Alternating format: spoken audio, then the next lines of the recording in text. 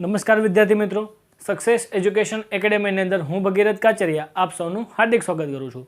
વિદ્યાર્થી મિત્રો, આજના વિડીયોમાં આપણે ટીવાય બીકોમ સેમેસ્ટર 5 ઇકોનોમિક્સના મેં જે લોંગ ક્વેશ્ચન આપેલા હતા અને શોર્ટ ક્વેશ્ચન આપેલા હતા, જે હજી સુધી તમે વિડીયો નથી જોયા તો એ વિડીયોની લિંક આ વિડીયોના ડિસ્ક્રિપ્શનમાં મેં આપેલી છે. તો તમે એકવાર જરૂરથી આ વિડીયો ચેક કર્યા પહેલાં એને આ વિડીયોને જોયા પહેલાં તમે એ વિડીયો જુઓ. ખાસ મોસ્ટ ટાઈમ બી છે, કારણ કે એમાં મેં મોસ્ટ ટાઈમ બી લોંગ ક્વેશ્ચનની વાત કરેલી છે.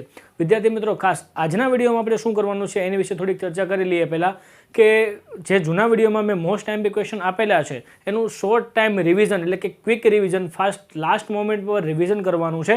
આપણે વિડીયોની લેન્થ થોડીક લાંબી થશે, પણ વિદ્યાર્થી મિત્રો 100% જે મોસ્ટ ટાઈમ બી ક્વેશ્ચન છે અને જે 14 તારીખની પરીક્ષામાં આવવાના છે એનું આપણે શોર્ટ ટાઈમ રિવિઝન કરવાનું છે. લગભગ તમારા બધા જે શોર્ટ ક્વેશ્ચન છે, લોંગ ક્વેશ્ચન છે, અહીંયા કવર થવાના છે. વિડીયોની લેન્થ થોડીક લાંબી થશે, પણ વિદ્યાર્થી મિત્રો છેક સુધી અંત સુધી અમારી સાથે જોડાયેલા રહેજો. તો 100% તમે ઇકોનોમિક્સ અંદર કોઈ પણ સવાલ પૂછાશે તો તમે ઇઝીલી સારી રીતે એક્સપ્લેન કરી શકશો અને ખૂબ જ સારા માર્ક્સ મેળવી શકશો. ચલો આપણે વધારે સમયને લેતા ચાલુ કરીએ. તો આ વિડીયોમાં આપણે ખાસ કરીને જે ગુજરાતી મીડિયમના વિદ્યાર્થીઓ છે એનો આપણે કોન્સેપ્ટ ક્લિયર કરવાનો છે કે જે મોસ્ટ ટાઈમ બી ક્વેશ્ચન છે કે એમાં મેં બધા પોઈન્ટ આખો સવાલ તો અહીંયા નથી લખેલો, બટ મેં એવા અમુક જે મોસ્ટ ટાઈમ બી કોન્સેપ્ટ લખેલા છે એ ક્વેશ્ચન આપણે સમજીશું, જેથી કરીને તમે એ કોન્સેપ્ટને આધારે ખૂબ જ સારા એવા માર્ક્સ કવર કરી શકો છો. તમારી રીતે પોઈન્ટ્સ બનાવીને તમે લખી પણ શકો છો. ચાલે પહેલો ક્વેશ્ચન આપણે ચાલુ કરીએ કે જે મોસ્ટ ટાઈમ બી ક્વેશ્ચન છે એવા જ ક્વેશ્ચન હું આ વિડીયોની અંદર સમાવેશ કરવાનો છું. તો અંત સુધી અમારી સાથે જોડાયેલા રહેજો. ચલો આપણે ફર્સ્ટ નંબરનો ક્વેશ્ચન ચાલુ કરીએ કે નીતિ આયોગ એટલે શું અને તેના સ્થાપનાના હેતુ જણાવો. મોસ્ટ ટાઈમ બી ક્વેશ્ચન 7 માર્કની શોર્ટ નોટમાં 14 માર્ક્સ કે 7 માર્ક છે. 7 માર્કની શોર્ટ નોટમાં તમને આ વસ્તુ દેખાવાની છે. ખાસ સાંભળજો નીતિ આયોગ શું છે. તો આપણે ચાલુ કરીએ નીતિ આયોગ. તો સૌપ્રથમ વિદ્યાર્થી મિત્રો, આપણે નીતિ આયોગ સમજતા પહેલાં આપણે આયોજન પંચ સમજવું પડે. તો શું છે આયોજન પંચ એ પણ જોઈ લઈએ કે બધી જ બેઝિક માહિતી મેં મૂકેલી છે. આપણે બધા વન બાય વન બધા પોઈન્ટ્સ એક્સપ્લેન કરીએ, જેથી કરીને તમને આખો ક્વેશ્ચન લખી શકો છો, સારી રીતે આવડી પણ જાય. જો શું કહેવા માગે છે, નીતિ આયોગ શું છે અને તેની સ્થાપનાના હેતુઓ જણાવો. તો કે સૌપ્રથમ વિચાર 1934માં, ખાસ સાંભળજો વિદ્યાર્થી મિત્રો, અહીંયા મેં થોડીક પ્રસ્તાવના લખેલી છે. શું છે પ્રસ્તાવના? કે સૌપ્રથમ વિચાર 1934માં શ્રી એમ વિશ્વેશ્વરૈયાને આયોજન પંચની રચના. ખાસ સાંભળજો વિદ્યાર્થી મિત્રો, અહીંયાથી આ પોઈન્ટ ચેન્જ થઈ જાય છે. મેં થોડા પોઈન્ટ અંતરે ગેપ મૂકેલા છે. એનું રીઝન કે આખા બોર્ડમાં જો આખો સવાલ આવે તો સમજવામાં પણ મુશ્કેલી થાય અને શોર્ટ ટાઈમ રિવિઝન ન કરી શકાય, એટલા માટે મેં અમુક પોઈન્ટ મૂકેલા છે. તો સૌપ્રથમ વિચાર 1934ની વાત છે વિદ્યાર્થી મિત્રો. 1934માં સૌપ્રથમ જે વિચાર આવેલો છે શ્રી એમ વિશ્વેશ્વરૈયાની. શેનો વિચાર હતો? તો કે નીતિ આયોગનો નહીં, એ કોનો? આયોજન પંચનો વિચાર છે. કોનો? આયોજન પંચનો વિચાર છે. કે સૌથી પ્રથમ વિચાર કોનો હતો? કે 1934માં વિશ્વેશ્વરૈયા. તો અહીંથી આપણો 2 માર્ક્સનો પ્રશ્ન પૂછી શકે કે સૌપ્રથમ વિચાર કોને અને ક્યારે આવેલો? તો કે ઈસવીસન 1934માં અને વિશ્વેશ્વરૈયા. ઓકે વિદ્યાર્થી મિત્રો, આગળ જો શું કહેવા માંગે છે કે આયોજનની પંચની રચના. હવે જો કે આને વિચાર આવ્યો તો વિશ્વેશ્વરૈયાને, શ્રી વિશ્વેશ્વરૈયાને વિચાર તો 1934માં આવ્યો હતો, પણ તેનો અમલ કઈ સરકાર દ્વારા કરવામાં આવ્યો? તો કે નહેરુ સરકાર દ્વારા તેનો શું કરવામાં આવ્યો? અમલ કરવામાં આવ્યો. અને અમલ ક્યારે કર્યો થયો? 1950ની અંદર. તો એવું પણ પૂછાય છે કે આયોજન પંચનો અમલ ક્યારથી શરૂ થયો અને કોની સરકાર અથવા કોના દ્વારા તે શરૂ કરવામાં આવ્યો? તો શું કહેવાનું? તો કે તેની રચના 1950માં વડાપ્રધાન શ્રી નહેરુ દ્વારા પંચવર્ષીય યોજના શરૂ કરવામાં આવી. હવે આ પંચવર્ષીય યોજનાઓ શું છે? આ પણ તમને કદાચ પ્રશ્નો પૂછી શકે છે. પંચવર્ષીય યોજના એક એવી વસ્તુ છે, આયોજન પંચ એક એવી યોજના છે કે વિચાર સમજી લો કે વિદ્યાર્થી મિત્રો, કોઈ પણ યોજના છે એ માનો કે આ અત્યારે કરંટ યર ચાલે છે 2022. તો 2022ના વર્ષમાં આપણે અત્યારે અહીંયા કરંટ યર 2022 ચાલે છે. તો અગાઉ એટલે કે ફ્યુચરના 5 વર્ષમાં જે આ સરકાર છે 5 વર્ષમાં કેવા એક્શન પ્લાન કરવાની છે, શું એનું વિઝન છે, કયા એવા કાર્યો કરશે, કઈ એવી યોજના બહાર પાડશે જેથી કરીને સામાન્ય પબ્લિકને શું થાય, સામાન્ય જનતાને ફાયદો થાય. તો એ બધી વસ્તુઓ કંઈક ને કંઈક આયોજન પંચમાં અથવા તો પંચવર્ષીય યોજનામાં હતી. પંચવર્ષીય યોજના એ 5 વર્ષનો સમયગાળો છે કે જેમાં સરકાર અગાઉથી જાહેર કરે છે કે અગાઉના 5 વર્ષ દરમિયાન આપણી જે સરકાર છે, ભારત સરકાર દ્વારા આવા કાર્યો, આવી યોજનાઓ બહાર પાડવામાં આવશે અને જેનું રાહત ફંડ એટલે જેનું જે ભંડોળ છે જે ભારત સરકાર દ્વારા શું કરવામાં આવે છે? પૂરું પાડવામાં આવે છે. તો એવી જે યોજના હતી એ યોજના કઈ યોજના હતી? તો કે પંચવર્ષીય યોજના હતી. તો જો શું કહેવા માંગે છે કે 1950માં જ્યારે છે ને આયોજન પંચની રચના થઈ ત્યારે પંચવર્ષીય યોજનાનો કોન્સેપ્ટ હતો. તો પંચવર્ષીય યોજના શું છે હવે તમને ખબર પડી જ ગઈ હશે. ક્લિયર થાય છે વિદ્યાર્થી મિત્રો? ન થાય તો નીચે કમેન્ટ બોક્સમાં ફટાફટ તમે જણાવી શકો છો વિદ્યાર્થી મિત્રો. જુઓ, એટલે સૌ પ્રથમ જે પંચવર્ષીય યોજના હતી એ 1951 થી 1956 સુધીની હતી. ખાસ સાંભળજો વિદ્યાર્થી મિત્રો, શું કીધું છે કે જે પ્રથમ પંચવર્ષીય યોજના હતી તે 1951 થી 1956 સુધીની હતી અને અત્યાર સુધીમાં, ક્યાર સુધીમાં, અત્યાર સુધી એટલે કે 2017 સુધીમાં, ખાસ સાંભળજો 2017 સુધીમાં કંઈક ને કંઈક કેટલી પંચવર્ષીય યોજનાઓ ગઈ છે? 5, એટલે કે એની પછી 5 વર્ષ માટે જે કાંઈ પણ યોજનાઓ છે એવી 12 પંચવર્ષીય યોજનાઓ. કેટલી વિદ્યાર્થી મિત્રો? 12 પંચવર્ષીય યોજનાઓ આપણે અત્યારે પૂરી કરી ચૂકેલા છીએ અને અત્યારે ખાસ કરીને નીતિ આયોગની રચના કરવામાં આવી છે. એના વિશે આપણે ખાલી હમણાં સમજીએ, પણ એક વસ્તુ સમજી લો કે પ્રથમ પંચવર્ષીય યોજના છે એ 1951 થી 1956 સુધીની હતી. એની પછી નેક્સ્ટ અત્યાર સુધીમાં 12 પંચવર્ષીય યોજના બની ગઈ છે અને છેલ્લી કઈ છે તો કે 2012 થી 2017. પણ સર એક વસ્તુ તમે કહેતા નથી કે આ પંચવર્ષીય યોજના અને આયોજન પંચ, એ જ જે આયોજન પંચ છે એ જ નક્કી કરે છે પંચવર્ષીય યોજના. તો સર 2017 થી અત્યારે તો 2022 ચાલે છે, તો 2022માં પંચવર્ષીય યોજના કેમ નથી? તો ખાસ વિદ્યાર્થી મિત્રો સાંભળજો કે આ પંચવર્ષીય યોજના છે એમાં ઘણી બધી ખામીઓ હતી, બરોબર. તો એ ખામીને દૂર કરવા માટે ભારત સરકારે 2015માં ખૂબ જ મોટું એક્શન લીધું અને એક્શનમાં એક સંસ્થાની સ્થાપના કરી, જે તે સંસ્થા છે નીતિ આયોગ. હવે નીતિ આયોગ શું છે એ પણ સમજીએ આપણે. જો શું કહે છે કે નીતિ આયોગ, સૌથી પહેલાંનું ફૂલ ફોર્મ પણ આપણને પૂછાઈ શકે છે, national institute for transforming India. હવે જુઓ શું કહેવા માંગે છે, આના નામ ઉપરથી તમને ખબર પડી જાય કે કંઈક ને કંઈક ઇન્ડિયાની નીતિ ચેન્જ કરવાની વાત થઈ છે, બરોબર. જે કંઈ પણ પંચવર્ષીય યોજના ચાલી રહી છે એમાં કંઈક ને કંઈક ખામી છે, તો એ ખામીને સુધારો કરીને કંઈક ને કંઈક ઇન્ડિયાને આગળ વધારવાની વાત આ નીતિમાં કરવામાં આવી છે. તો એનું એક આખું મેમ્બર છે, મેમ્બર આખા જોવો આપણે કઈ રીતે એનું બને છે નીતિ આયોગ. કે શરૂઆતના, ખાસ સાંભળજો, તો એની શરૂઆત ક્યારે થઈ? સૌથી પહેલાં ફૂલ ફોર્મ પણ તમને પૂછાઈ શકે છે. શરૂઆત ક્યારે કરવામાં આવી? તો કે જાન્યુઆરી 2015માં નવા મૂડી માળખાની રચના કરવામાં આવી. જો કયું મૂડી માળખું? નવું મૂડી માળખું. એટલે કે જે કાંઈ પણ પંચવર્ષીય યોજના છે ને, પંચવર્ષીય યોજના પૂરી 2017માં, પંચવર્ષીય યોજના 2017માં પૂરી થાય છે, પણ આનો ઉદ્ભવ ક્યારે થઈ ગયો છે? 2015માં. 15થી નીતિ આયોગની રચના શરૂ થઈ અને 15થી નીતિ આયોગ પ્રમાણે જે કાંઈ પણ એના વિઝન, જે કાંઈ પ્લાન છે એ રજૂ તો કરશે, પણ ઘણી બધી એવા એના હેતુઓ છે, ઘણા બધા કાર્યો છે જે નીચે આપણે ભણવાના છે. તો જો નીતિ આયોગની રચના થઈ જાય છે 2015માં, જેથી પંચવર્ષીય યોજના શું થઈ જાય છે? બંધ થઈ જાય છે. તો પહેલી અને છેલ્લી બંને પંચવર્ષીય યોજના તમારે યાદ રાખવાની છે. હવે જો શું કહેવા માગે છે, જાન્યુઆરી 2015માં શરૂઆત થઈ છે, આખું મૂડી માળખું નવું લાવવાની ટ્રાય કરે છે ભારત સરકાર. અને એની પછી નીતિ આયોગના અધ્યક્ષ કોણ હોય છે? ખાસ સાંભળજો વિદ્યાર્થી મિત્રો, નીતિ આયોગનો અધ્યક્ષ કોઈ સામાન્ય વ્યક્તિ નથી હોતા. જે વ્યક્તિ દેશનો વડાપ્રધાન બને છે, ખાસ સાંભળજો, જે વ્યક્તિ દેશનો વડાપ્રધાન બને છે એને પોતાની હોદ્દાની રૂએ, પોતા પાસે જે સત્તા છે એ હોદ્દાની રૂએ ડાયરેક્ટ નીતિ આયોગને શું બને છે? અધ્યક્ષ બને છે. તેની સાથે એક શું હોય છે? ગવર્નર કાઉન્સિલિંગની બેઠક હોય છે આખી. કોઈ એક વ્યક્તિ આમાં નિર્ણય લઈ શકતો નથી. તો સાથે સાથે આપણે એ પણ જોઈ લઈએ કે એની સાથે બીજા કયા કયા વ્યક્તિઓ છે કે જે નીતિ આયોગમાં તેનો સમાવેશ થાય છે. તો નીચે મેં સિમ્પલ એવું કીધેલું છે કમિટી મેમ્બર, એનો મતલબ કે નીતિ આયોગમાં કયા કયા વ્યક્તિઓનો સમાવેશ થાય છે. તો એ પણ જોઈએ કે દરેક રાજ્યના મુખ્યપ્રધાન અને કેન્દ્ર શાસિત પ્રદેશના લેફ્ટનન્ટ ગવર્નર. જો શું કહેવા માંગે છે, દરેક રાજ્યના, ભારતમાં 28 રાજ્યો છે, તો 28 રાજ્યના શું છે? પોતાના એક મુખ્યપ્રધાન હોય. તો એ મુખ્યપ્રધાન બધા જ ક્યાં નીતિ આયોગની અંદર તેનો સમાવેશ થાય છે? કેન્દ્ર શાસિત એટલે કે યુનિયન ટેરેટરી હશે તો શું થશે? પોતાના લેફ્ટનન્ટ ગવર્નર પણ હશે.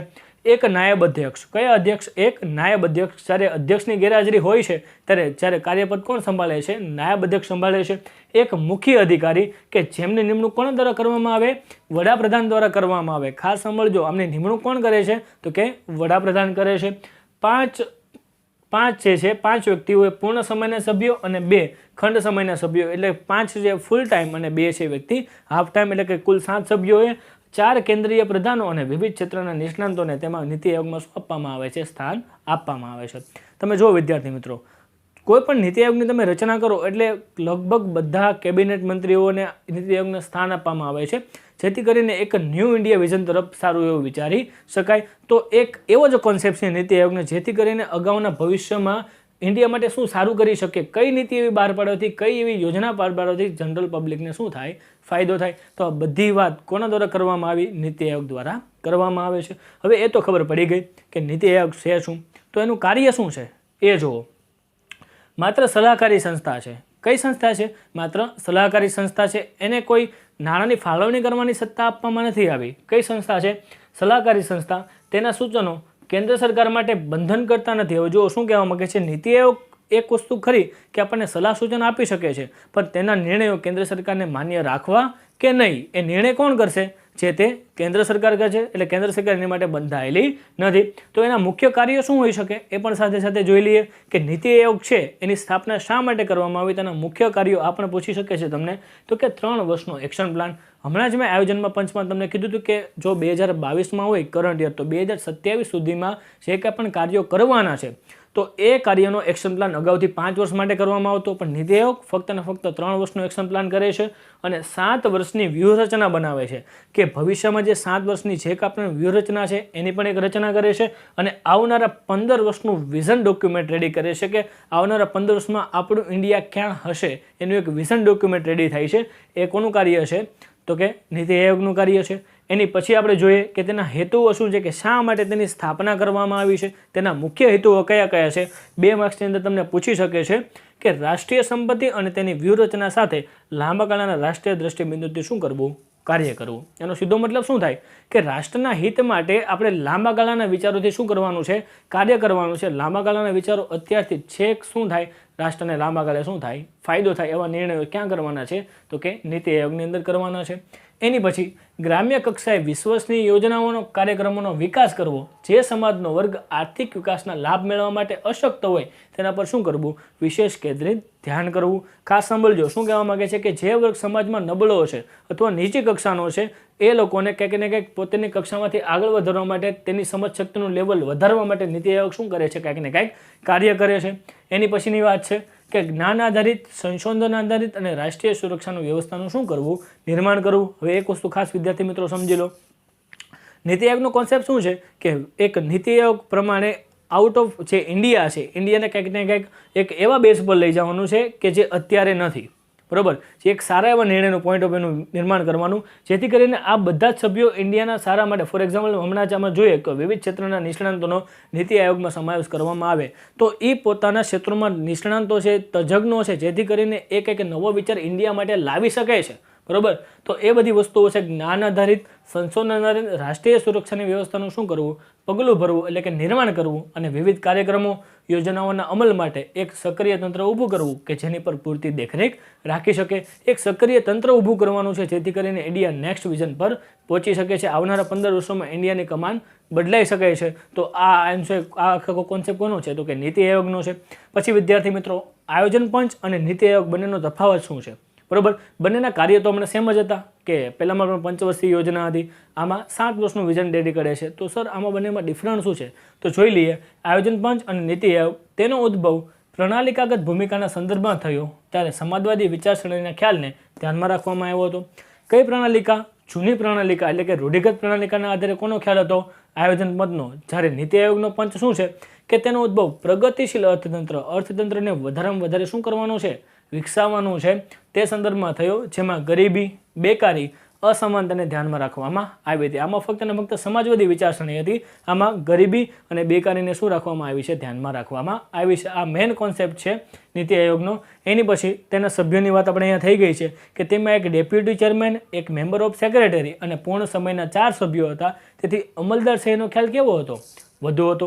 બટ જ્યારે નીતિ આયોગમાં શું છે, એમાં એક CEO છે, એક વાઇસ ચેરમેન છે, 4 પૂર્ણ સમયના સભ્યો અને 2 ખંડ સમયના સભ્યો અને વિવિધ પ્રકારના કેબિનેટ મંત્રીઓ. તો આ બધા મંત્રીઓને ઇન્વાઇટ કરવાનો મતલબ છે અહીંયા અમલદાર શાહીનો ખ્યાલ કેવો છે? ઓછો છે, જેથી કરી ઇન્ડિયા માટે એક સારું એવો વિચાર કરી શકાય. જે પછી નીતિ નક્કી કરી અને ભંડોળની ફાળવણી કરી રાજ્ય સાથે વિચાર વિમર્શ કરવામાં આવે છે. પંચવર્ષીય યોજનામાં કેવું હતું કે જે કંઈ પણ આયોજન પંચ નક્કી કરે છે એ પ્રમાણે રાજ્યોને પૈસાની નાણાંની ફાળવણી કરી આપે છે. બટ નીતિ આયોગમાં એવું નથી. નીતિ આયોગ પાસે કોઈપણ જાતની નાણાંની ફાળવણી કરવાની સત્તા નથી. એને ફક્ત ને ફક્ત વિચાર વિમર્શ કરવાનો છે. ક્લિયર થાય છે? નાણાંની ફાળવણી તો નાણામંત્રી કરશે. ખાસ સાંભળજો, નાણાં ડિપાર્ટમેન્ટ છે, ફાઇનાન્સ મિનિસ્ટ્રી ઓફ ઇન્ડિયા છે, એ નાણાંની ફાળવણી કરશે. જ્યારે આયોજન પંચમાં કોણ કરતું? પોતે જ નાણાંની ફાળવણી કરતા. આ પણ એક મોટો ખ્યાલ છે. એની પછી શું છે કે નીતિ નક્કી કરી રાજ્યો પર શું રાખે છે? ભાર રાખે છે. કોઈપણ રાજ્યો પર નીતિ આયોગમાં શું પહેલાં જે પંચવર્ષીય યોજના છે એમાં કોઈપણ રાજ્યો પર શું રહેતા હતા? ભાર રહેતા હતા. પણ જ્યારે નીતિ આયોગનો ખ્યાલ આવ્યો ત્યારે વૈચારિક એક સમૂહ છે, બધા વ્યક્તિનો સમૂહ શું છે? એક વૈચારિક છે. ત્યારે કોઈપણ રાજ્યો પર ભાર રહેતો નથી. તો ચાલો આપણે જે વિદ્યાર્થી મિત્રો નેક્સ્ટ સવાલ પણ પણ એક વસ્તુ ખાસ ધ્યાન રાખજો વિદ્યાર્થી મિત્રો, વિડીયો વચ્ચેથી સ્કીપ ન કરતા, નકર કોઈ પણ ક્વેશ્ચન તમને સમજાશે નહીં. ચાલો જોઈએ નેક્સ્ટ ક્વેશ્ચન તરફ. એની પછીનો જે મોસ્ટ ટાઈમ ક્વેશ્ચન છે એ છે 14મું નાણાં પંચ 14 ફાઇનાન્સ કમિશન. વિદ્યાર્થી મિત્રો ઘણા બધા વિદ્યાર્થીઓને આ ક્વેશ્ચનમાં ડાઉટ થાય છે કે સર ક્વેશ્ચન લખવાનો કઈ રીતે. તો વિદ્યાર્થી મિત્રો અહીંયા જે મેં પોઈન્ટ શોર્ટ કરેલા છે એ જ પોઈન્ટ તમે થોડાક લંબાવીને થોડાક મોટા કરીને પોઈન્ટ લખી શકો છો. ઘણી બધું કન્ફ્યુઝન છે, ઘણા બધા કન્ફ્યુઝન આપણે આ વિડીયોમાં એટલે કે આ સવાલમાં આપણે સોલ્વ કરીએ. જો શું કહેવા માંગે છે 14મું નાણાં પંચ. ખાસ કરીને વિદ્યાર્થી મિત્રો સાંભળો કે નાણાં પંચ છે એ શું. હવે એક વસ્તુ ખરી કે નાણાં પંચ એક એવી વસ્તુ છે કે એવું એક કમિશન છે કે જેના દ્વારા બધાને નાણાં પ્રોવાઈડ કરવામાં આવે છે કેન્દ્ર દ્વારા, જેથી કરીને રાજ્ય સરકારો પોતાની ગ્રાન્ટ મેળવે છે અને સારા એવા વિકાસના કાર્યો હાથ ધરે છે.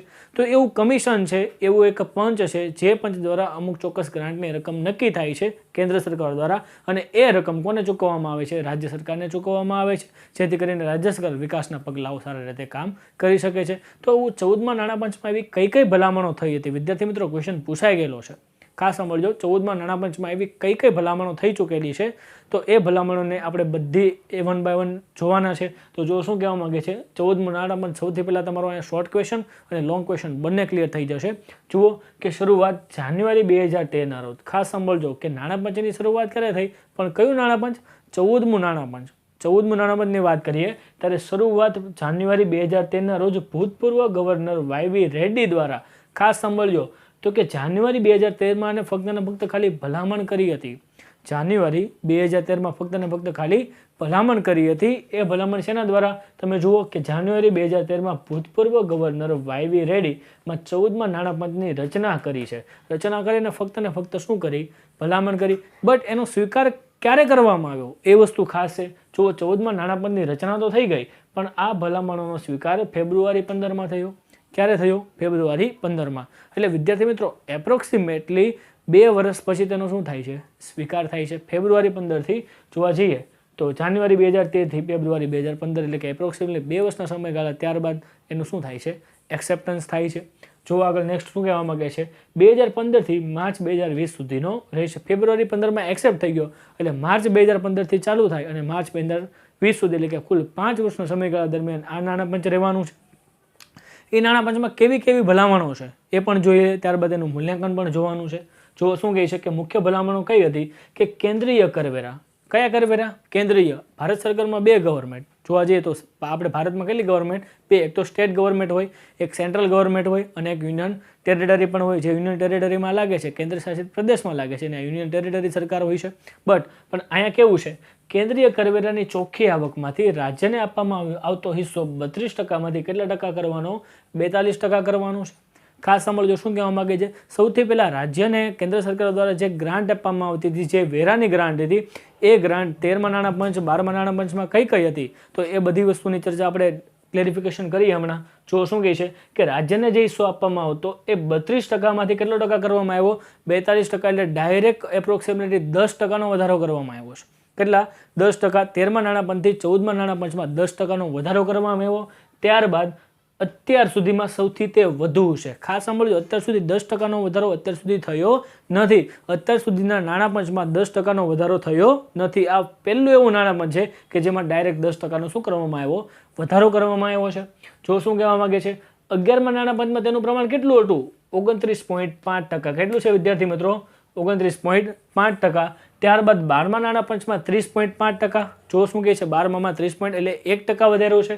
ત્યારે 13મા નાણાં પંચમાં 1.5% વધારીને 32% સુધીનો કર્યો, અને 14મા નાણાં પંચમાં ડાયરેક્ટ 42%ની શું કરવામાં આવી છે? ભલામણ કરવામાં આવી છે. તો એના દ્વારા રાજ્યમાં શું ઇમ્પેક્ટ પડશે? ખાસ સાંભળજો, એ આપણે જોઈએ. શું કહેવા માંગે છે કે એમાં બીજા 2 વસ્તુનો ખ્યાલ ઉમેરવામાં આવ્યો હતો. એમાં પહેલું હતું 2011નું વસ્તીનું ધોરણ, અને એની પછી હતું જે તે રાજ્યમાં શું હતો? વન વિસ્તાર. ખાસ સાંભળજો, 2011 એટલે કે જે નેક્સ્ટ યર હતું, મીન્સ જે પાસ્ટ યર હતું, એ પાસ્ટ યરનું જે કંઈ પણ વસ્તીનું પ્રમાણ એ પણ કન્સિડર કર્યું, અને જે તે રાજ્યમાં વન વિસ્તાર એ પણ શું કરવામાં આવ્યો? કન્સિડર કરવામાં આવ્યો હતો. એની પછી એક બીજો મોસ્ટ આઈએમપી ટોપિક છે. અહીંયાથી વિદ્યાર્થી મિત્રો ઘણા બધા વિદ્યાર્થીઓને કન્ફ્યુઝન થાય છે કે જે સ્ટેટિસ્ટિકલ ડેટા છે એ યાદ રહેતા નથી. તો સ્ટેટિસ્ટિકલ ડેટા મેં ક્લેરિફિકેશન કરેલું છે. વિદ્યાર્થી મિત્રો આ બધું થઈને ટોટલ કુલ 100 થવું જોઈએ. ખાસ સાંભળજો શું કહેવા માંગે છે કે 2011ની જે વસ્તી છે એની પહેલાં 1971ની વસ્તી હતી 17.5%. તો વસ્તીના પ્રમાણે પહેલાં વધારે આપવામાં આવતું હતું અને 2011માં તેનું પ્રમાણ કેટલું કરવામાં આવ્યું? 10% કરવામાં આવે છે. પછી રાજકોષીય ક્ષમતાનું અંતર એટલે કે માથાદીઠ આવકના આધારે આપણે ગણીએ તો એ 50% કરવામાં આવ્યું. ભૌગોલિક વિસ્તારને આધારે ગણીએ તો 15% અને વન વિસ્તારના આધારે કરવામાં આવે તો 7.5% કરવામાં આવ્યું. તો કુલ વિદ્યાર્થી મિત્રો ટોટલ છે એ કેટલા ટકા છે? ટોટલ 100% સુધીની રાજકોષીય ખાધનો અહીંયા ઉદ્ભવ થઈ શકે છે. એની પછી જો વિદ્યાર્થી મિત્રો શું કહેવા માંગે છે કે 14મા નાણાં પંચમાં આની સિવાય બીજી કઈ કઈ ભલામણ કરવામાં આવી હતી? ખાસ સમજજો. તો 14મા નાણાં પંચમાં વિવિધ ગ્રામ પંચાયતોને, વિવિધ ગ્રામ પંચાયત એટલે કે તમે જોવા જાઓ કે ભારત દેશમાં ઇટ મીન્સ કોઈ પણ અલગ અલગ રાજ્યમાં ગ્રામ પંચાયતોનો આંકડો સૌથી વધારે હતો. એમાં સૌથી વધારે ગ્રામ પંચાયતોને ગ્રાન્ટ ચૂકવવામાં આવી હતી. એમાં 2000 કરોડ સુધી અને સેવા સદન એટલે કે જે સિટી છે બરોબર, અને એ પહેલાંની વાત છે કે નગરપાલિકામાં 87,000 કરોડની અનુદાનની શું આપવામાં આવી હતી? રકમ આપવામાં આવી હતી. જો આગળ શું કહેવા માંગે છે એની જે પછીનો પોઈન્ટ છે કે નાણાપંચ દ્વારા કેટલાક રાજ્યોને પહેલાં ઇટ મીન્સ 14મું નાણાપંચની રચના થઈ એની પહેલાં જે 13મું છે, 12મું છે, 11મું નાણાપંચ છે એમાં કેટલાક રાજ્યોને વિશિષ્ટ ગ્રાન્ટનો લાભ આપવામાં આવતો હતો. એ ગ્રાન્ટ 14મા નાણાપંચમાં કોઈ પણ પ્રકારની આપવામાં આવી નથી. તો વિદ્યાર્થી મિત્રો ક્લિયર થાય છે ને? ન થતું હોય તો ખાસ પોઈન્ટ નોટ ડાઉન કરતા જજો. સાથે સાથે નોટ અને પેન લઈને તમે સાથે બેસો જેથી કરીને અગત્યના પોઈન્ટ હોય તમે લખી શકો છો. એની પછીનો જે પોઈન્ટ આવે છે 11 રાજ્યોને ખાસ સાંભળજો. ભારત દેશમાં કુલ 28 રાજ્યો છે અત્યારે. એમાંથી કુલ 11 રાજ્યો એવા છે કે તેની રાજકોષીય ક્ષમતા ઓછી હોય જેથી પોતાની ખાધ મહેસૂલી આવકને તે પહોંચી વળતા ન હોય. તો એ પહોંચી વળવા માટે સરકારે શું કર્યું છે કે 11 રાજ્યોને પોતાની મહેસૂલી આવક એટલે કે મહેસૂલી ખાધને પહોંચી વળવા માટે 195,000 કરોડની શું કરવામાં આવી? ભલામણ કરવામાં આવી. જેમાં કયા કયા રાજ્યોનો સમાવેશ થાય છે? પશ્ચિમ બંગાળ, કેરળ, જમ્મુ કાશ્મીર, હિમાચલ પ્રદેશ વગેરેનો શું થાય છે? સમાવેશ કરવામાં આવ્યો છે. તો આવા ઘણા બધા રાજ્યો છે, આવા 11 રાજ્યો છે. તો 11 રાજ્યો પોતાની રાજકોષીય ક્ષમતા છે, રાજકોષીય પછી ખાધ છે એ ખાતે પોતે સંતાસી શકતા નથી. ઓકે, એની પછી એનું મૂલ્યાંકન આવે છે. શું છે એનું મૂલ્યાંકન? શું કહેવા માંગે છે કે આ બધી ભલામણ તો સ્વીકાર કર્યો આપણે, તો ભલામણ ત્યારબાદ એનું મૂલ્યાંકન એટલે કે તેનું પરિણામ શું આવી શકે છે? તો પહેલી વસ્તુ કે કેન્દ્રીય કરવેરામાંથી રાજ્યને અપાતો હિસ્સો 32%માંથી 42% કરવામાં આવ્યો. એ તો આપણે હમણાં ભલામણમાં જોયું. તો એના દ્વારા શું શું આપણને ફાયદો થાય છે એ જુઓ કે આમ કરવાથી રાજ્યોને કેન્દ્રો પાસેથી, તો કે કોને? આ રાજ્યોને કેન્દ્ર પાસેથી વારંવાર જે નાણાંની માંગ કરવી પડે ને એ કરવી પડતી નથી. ખાસ સમજો, રાજ્ય પાસે જો ઇનફ ફંડ છે, જરૂરી જોઈએ એટલું ફંડ છે, તો એને કેન્દ્ર પાસેથી પોતે નાણાંની માંગણી કરવી પડતી નથી. એની પછી નેક્સ્ટ પોઈન્ટ એવું કહેવા માંગે છે કે પંચની ભલામણોને લીધે નિરપેક્ષ રીતે, પંચની જે ભલામણોને લીધે આ જે પંચ જે ભલામણો કરી છે એના લીધે રાજ્યોને શું ફાયદો થાય છે કે પંચની ભલામણોને લીધે નિરપેક્ષ રીતે વિવિધ રાજ્યોને લાભ થશે, તેમની ખર્ચ કરવાની ક્ષમતા વધશે, વિવિધ કાર્યક્રમના વિકાસો હાથ ધરાશે. હવે બહુ સીધી વસ્તુ છે, કોઈપણ રાજ્યનો જો સારો વિકાસ કરવો હશે તો સારો વિકાસ કરવા માટે એને પોતાની સૌથી પહેલાં મહેસૂલી ખાધ છે એને પહોંચી વળવાનું છે. ત્યારબાદ જે એની પાસે પૈસા વધે છે તો એ પૈસામાંથી વિવિધ વિકાસના કાર્યક્રમો હાથ ધરવાના છે. તો ખાસ વિદ્યાર્થી મિત્રો, તો રાજ્ય પાસે પૈસા નથી તો એ પોતે રાજકોષીય ખાધને પહોંચી વળવાના પૈસા નથી તો વિકાસના કાર્યક્રમો કઈ રીતે આગળ વધારશે? તો એક આમાં ખાસ 14મા નાણાપંચમાં એ ભલામણ કરવામાં આવી છે કે 32માંથી 42% જો હિસ્સો કરવામાં આવે તો રાજ્યને થોડાક વધારે પૈસા મળશે જેથી કરીને રાજ્ય વિકાસના કાર્યક્રમમાં પણ હાથે ધરાવી શકશે. ઓકે, તો રાજ્યનો પણ શું થશે? વિકાસ થશે. આ પણ એક મુખ્ય ટોપિક છે આની અંદર. એની પછીનો જે ક્વેશ્ચન છે, એની પછીનો જે પોઈન્ટ છે કે આ ભલામણને લીધે રાજ્યમાં સાધનોની ફેરબદલી થશે. આથી કેન્દ્ર અને રાજ્યોની ખાધમાં 0.3 થી 0.4% સુધીનો શું થશે? વધારો થશે. એટલે જે કંઈ પણ ખાધ ઉદ્ભવે છે એના કારણે આવકમાં થોડોક માઇનોર ચેન્જીસ છે, પણ આ આપણને આંકડામાં માઇનોર ચેન્જીસ લાગે પણ બહુ જ મોટી આ એક સંભાવના થઈ શકાય આપણા માટે કે રાજકોષીય ખાધ છે એ 0.3 થી લઈને 0.4% સુધીમાં શું થાય? વધારો થવાની પણ શું છે? સંભાવના આનથી છે. એની પછી ચોથું કે રાજકોષીય શિસ્તનું ધોરણ પડતું મૂકવાથી કેટલાક રાજ્યો અવિવેકપૂર્ણ ખર્ચ કરે છે, તેમનો મોકળાશ છે એવો પણ ભય રહે છે. વિદ્યાર્થી મિત્રો, હવે એક વસ્તુ ખરી કે જેની એક સિક્કો હોય તો તેની બે બાજુ તો હોય કે ના હોય? 100% હોય ને.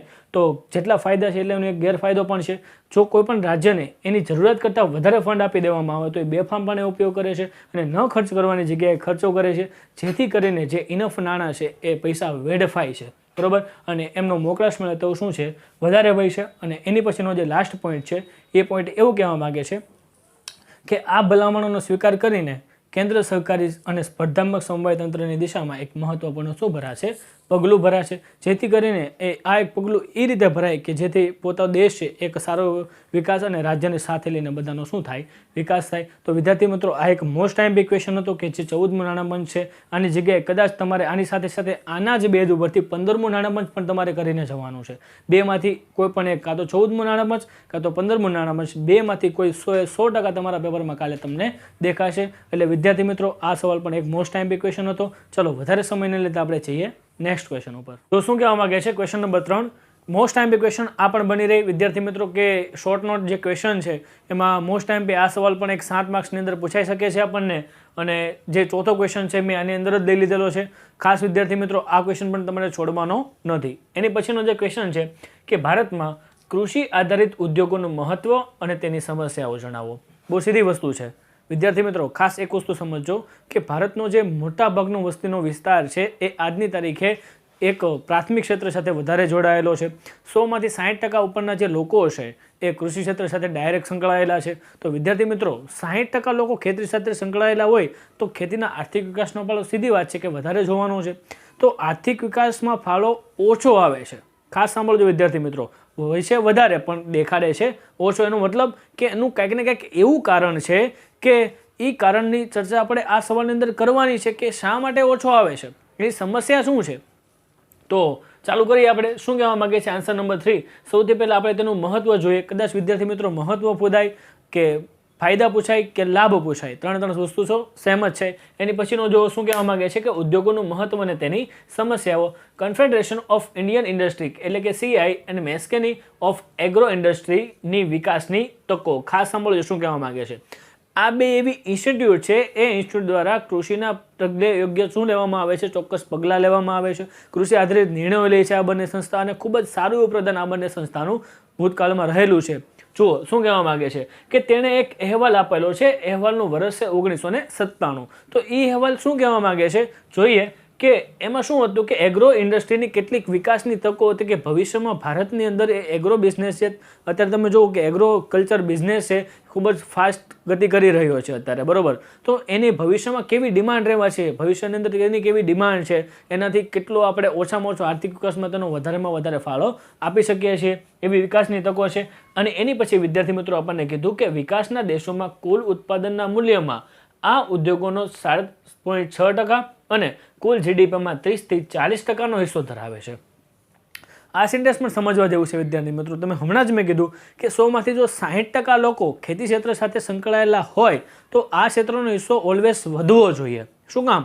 બટ તમે જુઓ કે એગ્રો ઇન્ડસ્ટ્રીમાં એવું કહે છે કે મૂલ્ય ઔદ્યોગિકના 33.6% શું છે GDPમાં છે, એટલે 30થી 40% હિસ્સો GDPમાં. અને ભારતના કૃષિ આધારિત ઉદ્યોગોમાં ટકાવારીમાં કુલ 46%ના ઉત્પાદનમાં ગૃહ ઉદ્યોગોનો ફાળો જે હિસ્સો છે એ 22%. એગ્રો બિઝનેસમાં સમગ્ર વિશ્વમાં રોજગારી અને આવકનો શું થયો છે, સ્ત્રોત થયો છે. બહુ સીધી વસ્તુ છે. કુલ આપણને GDPનો સ્ત્રોત આપેલો છે વિદ્યાર્થી મિત્રો, કે કુલ ઉદ્યોગોનો ફાળો આપેલો છે, એની ટકાવારી આપેલી છે. તો અહીંયા તમે બધા એક જ ટોપિકની અંદર કવર કરેલા છે, બટ તમારે આ બધા અલગ અલગ પોઈન્ટ જોઈએ. એક્ઝામની અંદર તમને આવો પ્રશ્ન પૂછાય છે તો બધી ટકાવારી પોઈન્ટ તમારે પર પોઈન્ટ તમારે એક અલગ પોઈન્ટ મૂડવાઇઝ તમે લખી શકો છો, જેથી કરીને તમને તમારો ક્વેશ્ચન લાંબો પણ થઈ જશે અને બધા એવા પોઈન્ટ સારા એવા કવર પણ થઈ જશે. જુઓ આગળ શું કહેવા માંગે છે. વર્તમાનમાં એગ્રો બિઝનેસ કરતી વિવિધ કંપનીઓનો ખેડૂત અને છૂટક વેચાણ કરનાર એક સાથે શું હોય છે, સંકળાયેલા હોય છે. વિદ્યાર્થી મિત્રો, આ સેન્ટેન્સ બહુ સમજવા જેવી બાબત છે. શું છે કે વર્તમાનમાં એગ્રો બિઝનેસ, અત્યારે કયા બિઝનેસ એવા છે કે જે એગ્રો ઉપર ડિપેન્ડેડ છે. જો ફોર એક્ઝામ્પલ હું તમને એવું કહું કે કાપડ ઉદ્યોગ, કાપડ ડાયરેક્ટ કપાસ સાથે સંકળાયેલો છે તો શું કહેવાય, એગ્રો બિઝનેસ કહેવાય. જુઓ કે એગ્રો બિઝનેસ કરતી વિવિધ કંપનીઓ ખેડૂત અથવા છૂટક અથવા વેચાણ કરનાર એક સાથે સંકળાયેલા છે. ઇન શોર્ટ, ખેડૂતથી લઈને મોટી મોટી કંપનીઓ સુધી આખી ચેન રેડી છે. ક્લિયર થાય છે. જુઓ એની પછી શું કીધું છે, એ જ પ્રમાણે જોવા જઈએ તો એગ્રો બિઝનેસના 4 પ્રકાર પાડવામાં આવ્યા છે. તો આ પણ ક્વેશ્ચન 2 માર્ક્સની અંદર તમને પૂછાઈ શકે છે કે એગ્રો બિઝનેસના કેટલા પ્રકાર છે. તો જોઈ લઈએ. રિસોર્સિસ ફ્રોમ બેઝ ઇન્ડસ્ટ્રી, એની પછી ડિમાન્ડ બેઝ, એની પછી સ્કિલ બેઝ, એની પછી એન્ક્લર્જી. ઓકે વિદ્યાર્થી મિત્રો. અને એની પછી જો શું કહે છે આપણને કે રિસોર્સિસ બેઝ ઇન્ડસ્ટ્રીને અલગ અલગ વિભાગમાં વહેંચાયેલ કૃષિ ક્ષેત્ર, વન વિભાગ, પશુપાલન, મરઘા બતકા ઉછેર, ખનિજ અથવા દરિયાઈ ક્ષેત્રોમાં. ફોર એક્ઝામ્પલ તમે જોવા જાઓ કે આપણું જે ભારતીય અર્થતંત્ર છે એ 3 વિભાગમાં વહેંચાયેલું છે: પ્રાથમિક ક્ષેત્ર, માધ્યમિક ક્ષેત્ર અને સેવા ક્ષેત્ર. જ્યારે પ્રાથમિક ક્ષેત્રની વાત કરીએ ત્યારે ડાયરેક્ટ જે ખેતી સાથે સંકળાયેલા બિઝનેસીસ હોય એ બધા એની સાથે સંકળાયેલા છે. જુઓ, જેમાં કૃષિ ક્ષેત્રનો સમાવેશ થઈ જાય છે, વન વિભાગનો સમાવેશ થઈ જાય, પશુપાલન, મરઘા બતકા ઉછેર, ખનિજ ને દરિયા ક્ષેત્રો. દરિયા ક્ષેત્રો એટલે ખાસ કે જે મત્સ્ય ઉદ્યોગ છે એ બધો ઉદ્યોગ કોની સાથે સંકળાયેલો છે? ડાયરેક્ટ કૃષિ સાથે સંકળાયેલો છે, તો એને કહેવાય રિસોર્સિસ બેઝ ઇન્ડસ્ટ્રીઝ. ઓકે વિદ્યાર્થી મિત્રો, એની પછી શું કીધું છે કે એગ્રોબેઝિસ. શું કીધું આપણને? એગ્રોબેઝ એટલે કે પ્રત્યક્ષ કે પરોક્ષ કૃષિ ક્ષેત્ર સાથે સંકળાયેલા ઉદ્યોગ, કે પ્રત્યક્ષ રીતે એટલે સીધા કે કોઈ પણ આડકતરી રીતે ડાયરેક્ટ કૃષિ સાથે સંકળાયેલા બિઝનેસીસ હોય, બરોબર. તો એને શું કહેવાય છે? ડાયરેક્ટ કૃષિ સાથે ડિમાન્ડ બેઝ છે. એ બધા જો શું કહેવા માંગે છે, તેના પણ કેટલા પ્રકાર છે? 4 પ્રકાર છે. હવે એના પણ જે 4 પ્રકાર છે એ 4 પ્રકાર સાથે મેં અલગ અલગ ડિવાઈડ પાડેલા છે. એના પ્રકાર આપણે આગળ ભણવાના છે. જો આગળ જોઈ લે શું કહેવા માંગે છે. કૃષિ આધારિત મેન ઉદ્યોગો કેટલા છે વિદ્યાર્થી મિત્રો? 4. એમાં પહેલા પ્રકાર આવે છે કે કાચો માલ પ્રોસેસ કરતા એકમો. ખાસ સાંભળજો, કાચો માલ પર શું કરવાની? પ્રોસેસ કરવાની છે. તેનું બેસ્ટ એક્ઝામ્પલ હું કાપડ લઈશ. હવે તમે જુઓ કે રૂમાંથી શું બને છે?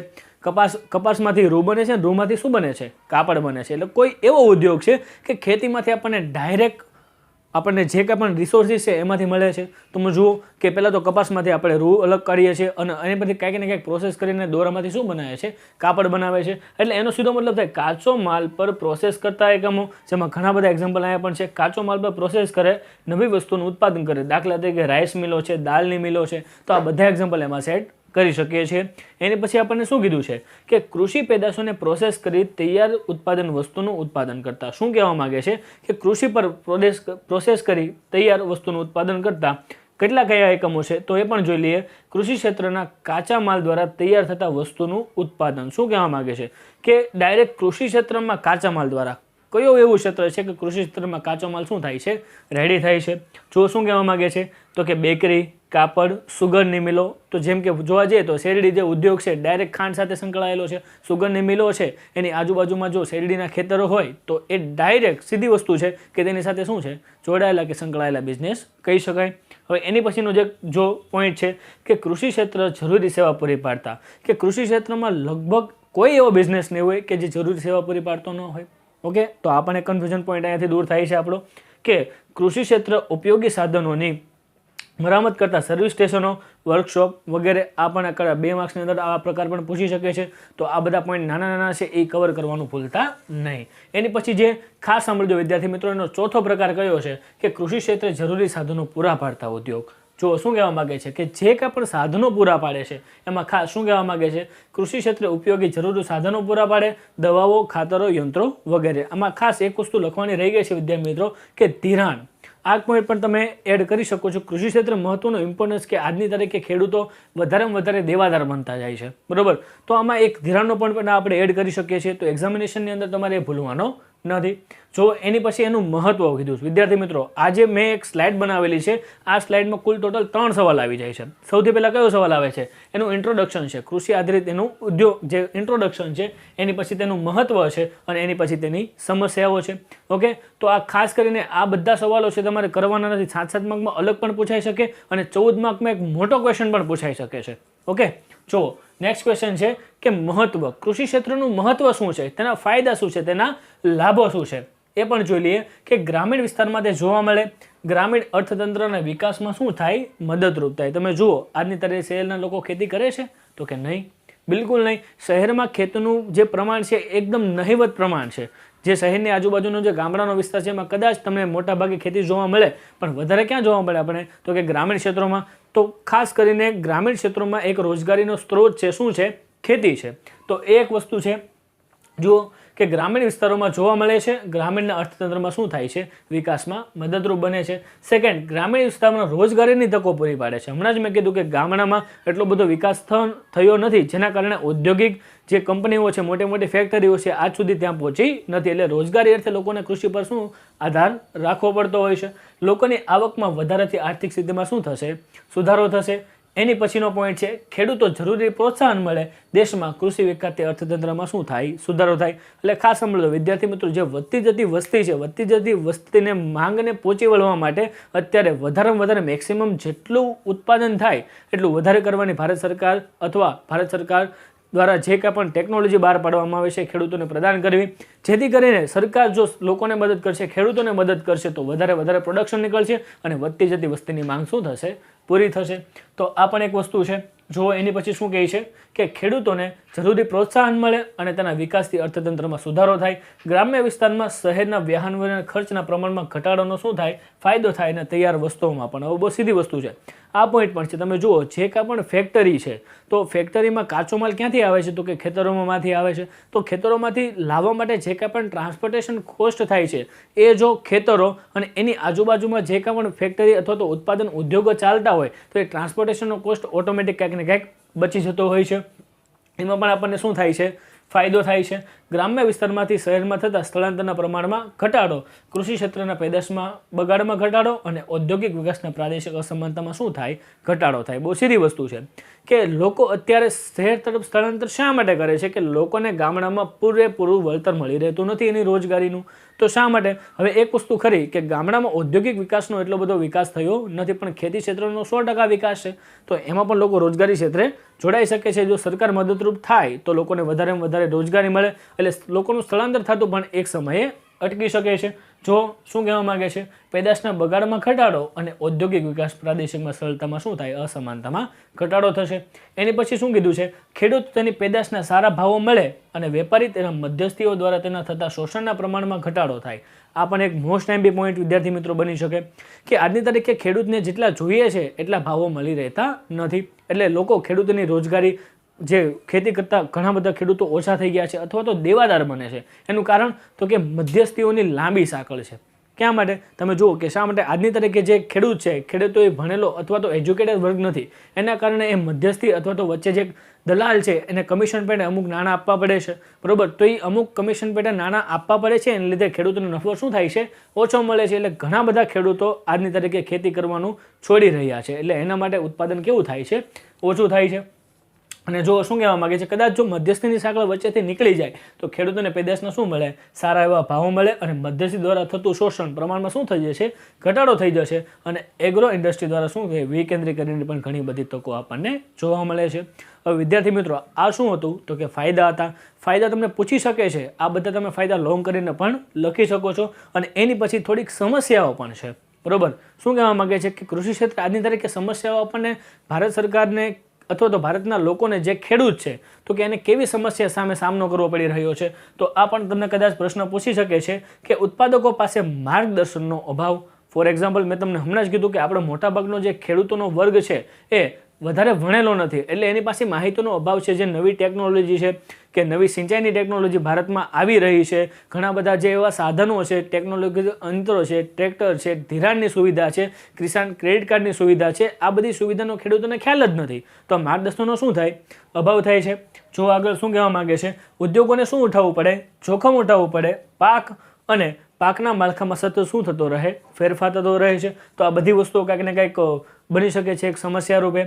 એની પછી જો શું કહે છે, ટેકનોલોજીકલ બદલાવને કારણે પાકની વિવિધતામાં શું થાય, બદલાવ થાય. હવે જુઓ કે ખાતરની કોઈ નવી પાક આવ્યો હોય તો અથવા તો ખાતરને લીધે તેની ઉણપ ઓછી થાય, કદાચ વધી શકે. રાસાયણિક ખાતર છે, યુરિયા ખાતર છે, તો આ બધા ખાતરને લીધે ટેકનોલોજીકલ ફેરફાર થઈ શકે છે ખેતીની અંદર. જો આગળ શું કહે છે, ચોમાસાની નિષ્ફળતા અસર કાચા માલના પુરવઠા પર અસર. બહુ સીધી વસ્તુ છે. ખેડૂતોનો મુખ્ય સ્ત્રોત સિંચાઈનો કયો હોય તો કે વરસાદ હોય. હવે બધા ખેડૂતો પાસે પાણીવાળી જમીન અથવા તો કુવા સિંચાઈની સુવિધા હોતી નથી. તો એવા જે ખેડૂતો છે એની પાસે સિંચાઈની સવલતોમાં વધારો કરવા માટે સરકાર તો પ્રયત્ન કરી રહી છે, પણ હજી સુધી પહોંચી વળાયું નથી. પણ જે ખેડૂત છે એ ડાયરેક્ટ સિંચાઈનો વરસાદ ઉપર આધાર રાખી રહે છે, એનું શું?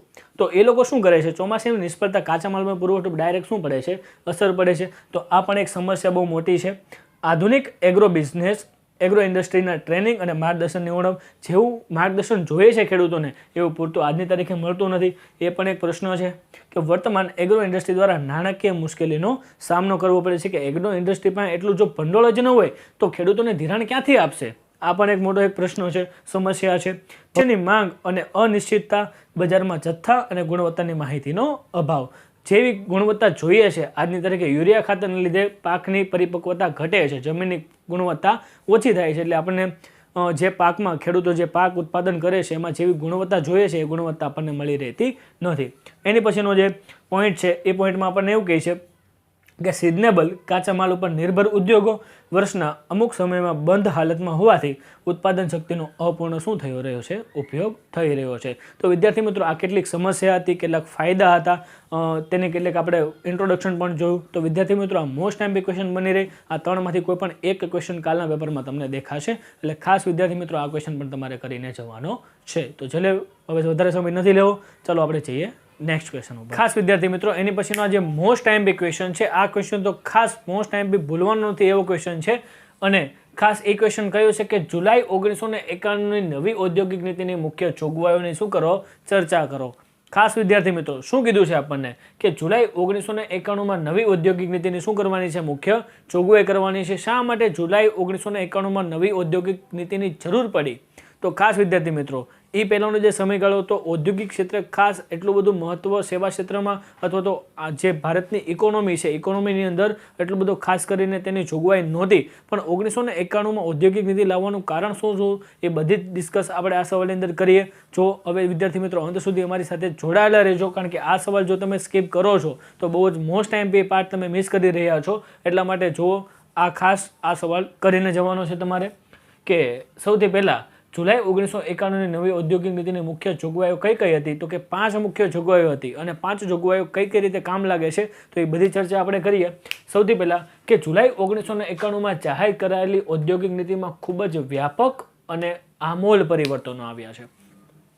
અત્યાર સુધીની જે કાંઈ પણ નીતિઓ હતી, બરાબર, એ નીતિઓમાં જેટલા પણ પરિવર્તનો શક્ય બન્યા છે એ બધા પરિવર્તનોમાં ખૂબ જ વધારેમાં વધારે જો પરિવર્તન શક્ય બન્યા હોય તો એ કઈ નીતિમાં છે? તો કે જુલાઈ 1991ની નવી ઔદ્યોગિક નીતિમાં છે. તો વિદ્યા સર એમાં એવું તો શું કરવામાં આવ્યું, એમાં કયા પરિવર્તનો કર્યા કે જેના આધારે એટલો બધો વ્યાપક અને આમૂલ પરિવર્તનો આવ્યા છે? તો એમાં પહેલો સુધારો હતો ઔદ્યોગિક પરવાના પદ્ધતિ. તો એમાં પહેલે એ વસ્તુ તમને 2 માર્ક્સમાં પૂછાઈ શકે પ્રશ્ન કે what is the meaning of, બરોબર, બની શકે છે કે આવો પ્રશ્ન શું, ક્યારે, કેવી રીતે, આવા બધા પ્રશ્ન પૂછાય છે. એટલે વિદ્યાર્થી મિત્રો આવા નાના શોર્ટ ક્વેશ્ચન પણ તમારે મૂકવાના નથી. કે પરમિશન, પરવાનોનો મતલબ શું થાય? પરમિશન લેવાની, કોઈ પણ જાતનો ઉદ્યોગ આપણે શરૂ કરવો હોય તો ગવર્મેન્ટની પરમિશન લેવી પડે છે. તો ખાસ કરીને એની સ્થાપના વિધિ સરળ નથી હોતી કે ઘણા બધા કારણોસર આપણે ઘણા બધા ઉદ્યોગોને શરૂ કરતા પહેલાં તેને માંડી વાળીએ છીએ, બરાબર. તો એવો શું કરવામાં આવ્યું ઔદ્યોગિક નીતિમાં? તો જોઈએ એમાં પહેલું શું કીધું, ઔદ્યોગિક પરવાના પદ્ધતિ. કે આ નીતિમાં પરવાના મેળવવા માટેની નીતિ વધુ ઉદાર બનાવવા માટે આવી હતી. ખાસ કોઈ પણ ઉદ્યોગોને શરૂ કરવું હોય તો પહેલાં પરવાની પદ્ધતિ લેવી પડે, એટલે કે પરમિશન લેવી પડે છે સરકાર પાસેથી. તો આ એક નીતિ એવી હતી કે એ નીતિ અંદર કોઈ પણ ઉદ્યોગ શરૂ કરવો હોય તો પરમિશન લેવાની નીતિ વધારે ઉદાર એટલે કે સરળ બનાવવામાં આવી હતી. કઈ રીતે સરળ બને? જો કે 18 જેટલા ઉદ્યોગો, કેટલા? 18 જેટલા. વિદ્યાર્થી મિત્રો આપણે પહેલાં ઓરલી ડિસ્કસ કરેલી આ 18 જેટલા ઉદ્યોગો કેવા છે કે આ 18 જેટલા ઉદ્યોગો છે કયા ઉદ્યોગોની વાત કરવામાં આવી છે કે જેની ઇન્ડિયન ઇકોનોમી પર અથવા તો ડાયરેક્ટ લોકો પર સીધી ઇફેક્ટ કરતા હોય અથવા તો લોકોને નુકસાનકારક હોય તેવા ઉદ્યોગો સિવાય, ખાસ સાંભળજો, તેવા ઉદ્યોગો સિવાય અથવા તો વાતાવરણમાં વધારે પડતું પ્રદૂષણ ફેલાવતા હોય તેવા ઉદ્યોગો સિવાય કોઈ પણ ઉદ્યોગો જો તમારે સ્થાપના કરવી હોય, બરોબર, તો એની પરમિશન લેવાની તમારે જરૂર નથી. બટ એ 18 જેટલા ઉદ્યોગો છે એની જો તમારે સ્થાપના કરવી હશે તો 100% પરમિશનની જરૂર છે. તો એ કીધું છે પરવાના પદ્ધતિની અંદર. તો એવા કયા ઉદ્યોગો છે 18 કે જેમાં આપણે પરમિશન લેવી પડે છે ને એના સિવાય કોઈ પણ ઉદ્યોગોની તમે જો સ્થાપના કરો છો 1991ની નીતિ પ્રમાણે તો તમારે સરકારની પરમિશન લેવાની જરૂર નથી. તો જુઓ, સૌથી પહેલાં 18 જેટલા ઉદ્યોગો કોલસો, પેટ્રોલિયમ, ખાંડ, મોટરકાર, સિગારેટ અને જોખમકારક રસાયણો. તો વિદ્યાર્થી મિત્રો તમે બધા બિઝનેસમાં વિચારી શકો કાંઈક ને કાંઈક માનવ જીવન પર ખતરો છે, કાંઈક ને કાંઈક પોલ્યુશન પર ખતરો છે, તો જેના કારણે લોકોનું હિત નુકસાનકારક જઈ શકે છે. તો આ બધી વસ્તુઓને કારણે પરમાની લેવાની શું કીધી આવશ્યકતા ઊભી થઈ છે. તો ખાસ કે વાતાવરણમાં પ્રદૂષણ ન ફેલાય, જાહેર જનતાને નુકસાન ન થાય એવી નીતિ માટે સરકારે શું કીધું કે 18 જેટલા ઉદ્યોગો સિવાય તમે કોઈ પણ ઉદ્યોગ સ્ટાર્ટ કરો છો તો પરમિશન તમારે લેવાની જરૂર નથી. એમાં ખાસ તેમાં વગેરે સિવાયના ઉદ્યોગોને પરવાનાથી શું આપવામાં આવી, મુક્તિ આપવામાં આવી કે બીજા કોઈ પણ ઉદ્યોગોને પરમિશન લેવાની જરૂર નથી. તો એના આધારે શું શું ફાયદા થયા? અને બીજી વસ્તુ સ્થળ પસંદગી. તો આ કોઈ પણ ઉદ્યોગ આપણે ચાલુ કરીએ તો એમાં મહત્વનો ફેક્ટર્સ એટલે કે મહત્વનો અંત્ય કેન્દ્રબિંદુ કહી શકાય. એ કેન્દ્રબિંદુ ક્યારે કહી શકાય કે ઉદ્યોગોની સ્થળ પસંદગી અંગેની નીતિ, કે ઉદ્યોગોનું સ્થળ કેવું પસંદ કરવું, ક્યાં પસંદ કરવું, જુઓ શું કહેવા માગે છે એમાં સૌથી પહેલાં ઉદ્યોગોના સ્થળ પસંદગીના અમુક ચોક્કસ નિયમો છે. ફોર એક્ઝામ્પલ કે કોઈ પણ તમે જે ઉત્પાદન, માનો કે તમારું કોઈ ઉત્પાદન કોઈ પણ વસ્તુનું તમે કરો છો જેમાં કાચો માલ માટે ટ્રાન્સપોર્ટેશન બહુ દૂરથી કરવું પડતું હોય તો પ્રોડક્શન કોસ્ટ મોંઘું પડે છે. શા માટે? કારણ કે ટ્રાન્સપોર્ટેશન કોસ્ટ આપણો એટલો જ વધી જાય છે, ઉત્પાદન ખર્ચ આપણો એટલો જ વધી જાય છે કે જેના કારણે આપણું જે વસ્તુની જે સેલિંગ પ્રાઇસ છે, વેચાણ કિંમત છે એ વધારવી પડે છે. પરિણામે લોકો તે વસ્તુને આપણી ખરીદતા નથી. તો આ એક ફેક્ટરને ધ્યાનમાં રાખવાનું છે, આ એક પરિબળને ધ્યાનમાં રાખવાનું છે આપણે કે જ્યારે સ્થળ પસંદગી કરીએ છીએ ત્યારે. તો બીજું શું શું ધ્યાનમાં રાખવાનું છે? જુલાઈ 1971 નીતિની અનુસાર જુઓ કે 10 લાખની વસ્તીથી ઓછી વસ્તી ધરાવતા, કેટલી વસ્તી કીધી? 10 લાખથી ઓછી, કે કોઈ એક એવું શહેર છે કે જ્યાં શહેરની વસ્તી કેટલી છે? 10 લાખથી ઓછી છે, તેવા ધરાવતા સ્થળોએ ઔદ્યોગિક પરવાનાની મંજૂરી જરૂરી નથી. ખાસ સમજો, કોઈ એક એવો વિસ્તાર છે, એ વિસ્તારમાં 10 લાખ કરતાં ઓછી વસ્તી રહે છે. ઇટ મીન્સ કે કોઈ એવું શહેર છે, નાનું શહેર છે, એ નાના શહેરમાં 10 લાખ કરતાં ઓછી વસ્તી રહી છે, તો એવા સંજોગોની અંદર આપણે ઉદ્યોગોની પરમિશન લેવાની જરૂર રહેતી નથી. બટ સેકન્ડ શું કહેવા માંગે છે? 10 લાખથી વધુ વસ્તી ધરાવતા શહેરો, એટલે અમુક શહેરો એવા પણ છે કે ત્યાંની વસ્તી કેવી છે? 10 લાખથી વધુ છે. તો એવા શહેરોમાં શું કરવાનું છે? 10 લાખથી વધારે વસ્તુ ધરાવતા શહેરોમાં પ્રદૂષક સર્જન ન હોય. 10 લાખથી વધારે વસ્તી તો છે જ, પણ પ્રદૂષક સર્જન નથી, એટલે કે જે ઉદ્યોગો પ્રદૂષણ ફેલાવતા નથી તેની વાત કરવામાં આવી છે. તેવા ઉદ્યોગોને 20 કિલોમીટરની અંદરથી નાખી શકાય છે. સમજો કે કોઈ ઉદ્યોગ એવો છે કે પ્રદૂષણ ફેલાવતો નથી પણ એની વસ્તી 10 લાખ કરતાં વધારે છે, તો ત્યાંથી માનો કે જે રેસિડેન્ટ એરિયા છે, રેસિડેન્ટ એરિયાથી સ્પેશિયલ અલગ 20 કિલોમીટર દૂર આવા ઉદ્યોગની તમે સ્થાપના કરી શકો છો. એના માટે સરકારે ખૂબ જ આપણને ફેસિલિટી આપી છે, બરોબર. એમાં ખાસ સેજ એટલે કે સ્પેશિયલ ઇકોનોમિક ઝોનની પણ સ્થાપના કરી છે, બરોબર. જીઆઈડીસીની સરકારે સ્થાપના કરી છે. તો એમાં પણ ઉદ્યોગોને શું આપવામાં આવ્યું છે? સ્થાન આપવામાં આવ્યું છે. જો શું કહેવા માગે છે, અને એની પછીનો એક પોઈન્ટ કવર કરેલો છે કે સ્થાપના વિધિ કેવી બને છે? સરળ બને છે. તમે જે કાંઈ પણ ઉદ્યોગ કરવા માગો છો એ ઉદ્યોગને તમે સામાન્ય રીતે પોતાની કંપની રજીસ્ટર કરાવી શકો છો કોઈ પણ એવની અંદર. ઓકે, એની પછીનો જે ક્વેશ્ચન છે એ વિદેશી મૂડીરોકાણને આપવા પ્રોત્સાહન. ખાસ સાંભળજો, તમે જુઓ વિદ્યાર્થી મિત્રો, ખાસ વિદેશી મૂડીરોકાણને પ્રોત્સાહન આપવું. હવે કોઈ પણ સંજોગોની અંદર વિદેશી મૂડીરોકાણ જો ભારતની અંદર ઇન્વેસ્ટ કરશે તો એનો સીધો મતલબ કે વિદેશની મૂડી ક્યાં આવશે? ભારતમાં આવશે. તો કોને બેનિફિટ્સ થશે? ભારતને બેનિફિટ્સ થવાનો છે. જો શું કહેવા માગે છે કે આ નીતિમાં ઉદ્યોગ અને વેપારને ટેકનોલોજીકલ ક્ષેત્રે વિદેશી મૂડીરોકાણમાં પ્રવેશ બનાવવામાં શું આવ્યો? સરળ બનાવવામાં. ઇન શોર્ટ, વિદેશની કોઈ કંપની છે એને ભારતમાં ઇન્વેસ્ટ કરવું હોય તો કોઈ પણ પરમિશન લેવાની જરૂર નથી, પણ અમુક એવા નીતિ નિયમો છે એને શું કરવા પડશે? એને ફોલો કરવા પડશે. જો એ શું કહેવા માગે છે કે મોટા મૂડીરોકાણ માગી લેતા, કે મોટા એટલે કે જંગી મૂડી. ઘણા બધા ઉદ્યોગો એવા પણ છે આજની તારીખે જે મોટી મૂડી માગે છે, ઇન્વેસ્ટમેન્ટ સૌથી મોટું છે. તો એમાં શું છે કે માગી લેતા ઉદ્યોગોને 51% સુધીનું વિદેશી મૂડીરોકાણને શું આપવામાં આવી? છૂટ આપવામાં આવી. 51% સુધીની શું આપવામાં આવી? છૂટ આપવામાં આવી કે વિદેશી કંપની છે એ મોટું મૂડીરોકાણ જો માગી લેતી હોય તો તેમાં 51% સુધી શું કરી શકશે? મૂડીરોકાણ કરી શકે છે. એની પછી ઓઇલ રિફાઇનરી ક્ષેત્રે 100% વિદેશી મૂડીરોકાણને શું આપવામાં આવી? પરવાનગી આપવામાં આવી. તો ઓઇલ રિફાઇનરીનો જે કોઈ પણ બિઝનેસ કરે છે, જે કાંઈ પણ ટ્રેડર્સ છે, જે કાંઈ પણ વેપારીઓ છે, એ ઓઇલ રિફાઇનરી ક્ષેત્રે જે કાંઈ પણ ઉપયોગ કરતા હોય તો એને 100% છૂટ છે. વીજળી ક્ષેત્રે ઉપલી ટોચ મર્યાદા શું કરવામાં આવી? દૂર કરવામાં આવી. ત્યારબાદ ઈ કોમર્સ. વિદ્યાર્થી મિત્રો, વર્લ્ડનો ફાસ્ટેસ્ટ અને ગ્રોએસ્ટ બિઝનેસ હોય તો અત્યારે ઈ કોમર્સ છે. દુનિયાના લાખો લોકો અત્યારે ઈ કોમર્સમાંથી કમાય છે, બરોબર. તો ઈ કોમર્સ ક્ષેત્રે 100% સુધી વિદેશી ઇક્વિટીને શું આપવામાં આવી?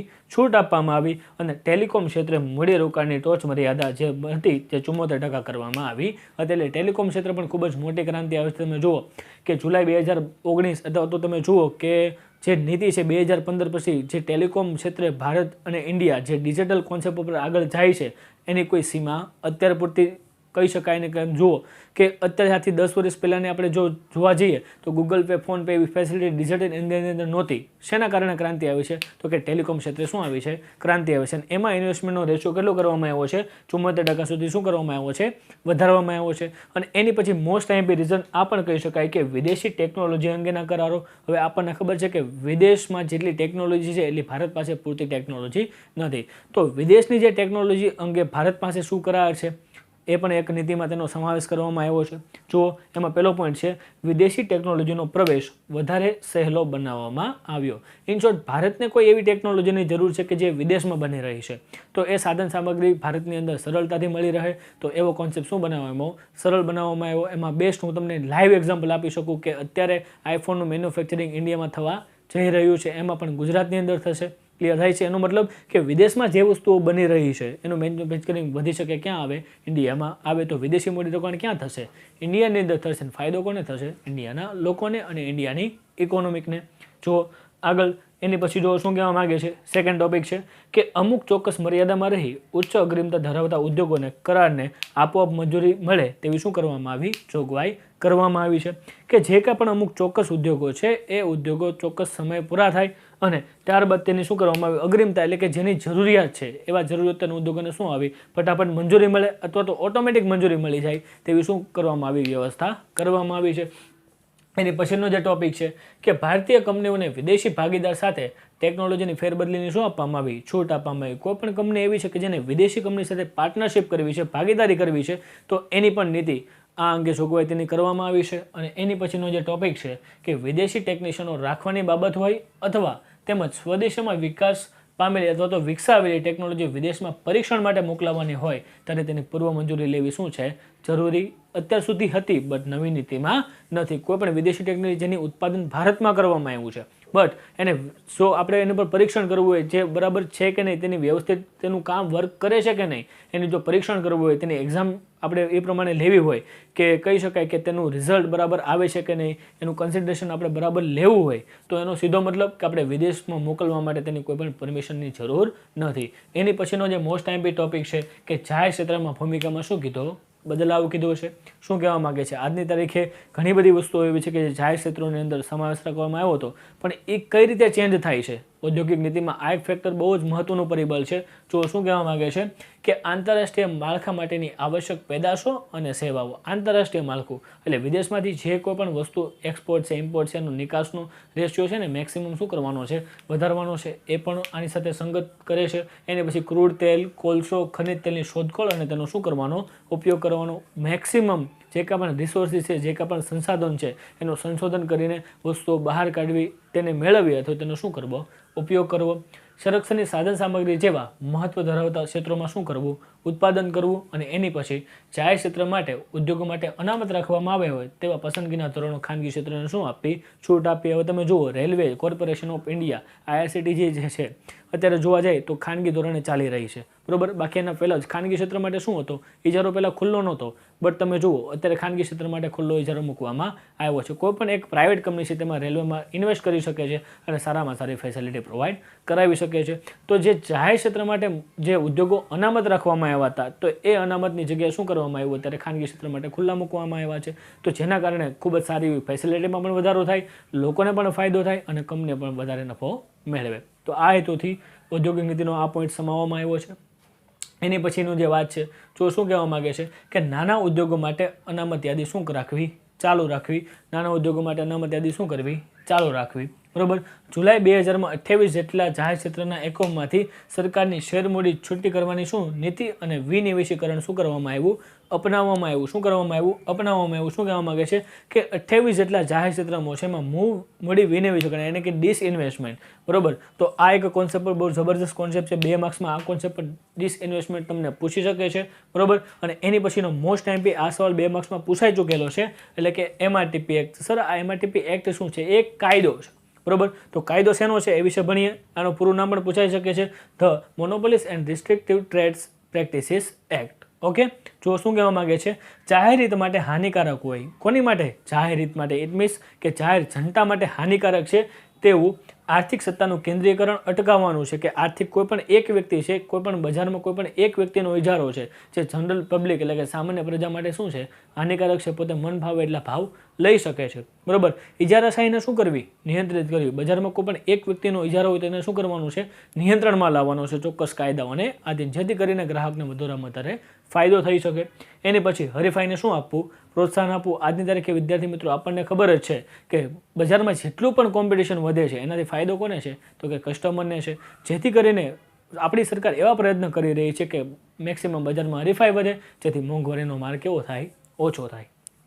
એની પછી પ્રભુત્વ ધરાવતા ઉદ્યોગોને પરિસ્થિતિઓનો દુરુપયોગ કરતા અટકાવવું. એટલે માનો કે કોઈ પણ એક ઉદ્યોગ છે એ ઉદ્યોગ પોતે ખૂબ જ બ્રોડ છે, વધારે પડતો બિઝનેસ છે એનો અને ઘણા બધા લોકો એની ઉપર ડિપેન્ડ હોય આજની તારીખે, તો એનો જે પરિસ્થિતિનો દુરુપયોગ કરે છે, પરિસ્થિતિનો ફાયદો ઉઠાવે છે, તો એવા ઉદ્યોગો પર શું કરવી? રોક કરવી.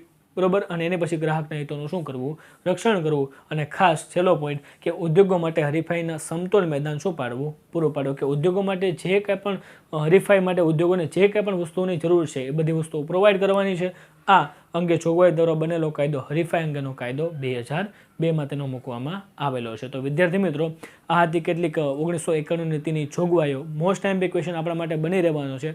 વિદ્યાર્થી મિત્રો, ખાસ આની સિવાયના પણ ઘણા બધા ક્વેશ્ચન આપણી પાસે મોસ્ટ ટાઈમ બી છે, પણ વિડીયોની સ્ટ્રેન્થ બહુ જ લાંબી થઈ જાય એટલા માટે બધા ક્વેશ્ચન અત્યારે હું ઉતારી શકતો નથી. પણ હજી તમને કોઈ ડાઉટ હોય તો તમે નીચે કમેન્ટ બોક્સમાં મને જણાવી શકો છો. અધરવાઇઝ ખાસ કરીને આ વિડીયોના ડિસ્ક્રિપ્શનમાં અમે વોટ્સએપ, ટેલિગ્રામ, ફેસબુકની લિંક અમે મૂકેલી છે. અને વધુમાં વિદ્યાર્થી મિત્રો, હજી એક મોસ્ટ ટાઈમ બી ક્વેશ્ચન બાકી છે. તો એ ક્વેશ્ચન છે નાના પાયાના ઉદ્યોગો. બરોબર, નાના પાયાના ઉદ્યોગો અને ગૃહ ઉદ્યોગો વચ્ચેનો તફાવત. તો એ જે ક્વેશ્ચન છે એ ક્વેશ્ચન તમે જાતે પણ બનાવીને લખી શકો છો. બરોબર, એટલા માટે એ ક્વેશ્ચનનું સોલ્યુશન હું મૂકતો નથી. છતાં પણ કોઈ પણ વિદ્યાર્થીને ડાઉટ હોય તો તમે મારો 100% સંપર્ક કરો, અમે એનો જવાબ તમને ફોરવર્ડ કરીશું, જેથી કરીને તમને પરીક્ષામાં કાલે તકલીફ થશે નહીં. તો વિદ્યાર્થી મિત્રો, ખાસ આ વિડીયોને વધુમાં વધુ શેર કરો, જેથી કરીને ઘણા બધા વિદ્યાર્થીઓ આ મોસ્ટ ટાઈમ બી ટોપ 4 સવાલ છે એ ટોપ 4 સવાલ ખાસ એટલા વિદ્યાર્થીઓ તમે કરશો તો આ 4માંથી સારામાં સારા માર્ક્સ તમે મેળવી શકશો.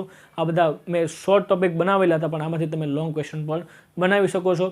વિદ્યાર્થી મિત્રો, બધાને વિદ્યાર્થી મિત્રોને ઇકોનોમિક્સની પરીક્ષાની ખૂબ ખૂબ best of luck, all the best. ખૂબ જ સારું એવું પરફોર્મ કરજો. અને ખાસ વિદ્યાર્થી મિત્રો, હજી નવા વિડીયો આવશે ક્વેશ્ચનના, તો તમે એ જોવાનું ભૂલતા નહીં. ઓકે, મળીએ આપણે નેક્સ્ટ લેક્ચરમાં. ત્યાં સુધી ધન્યવાદ.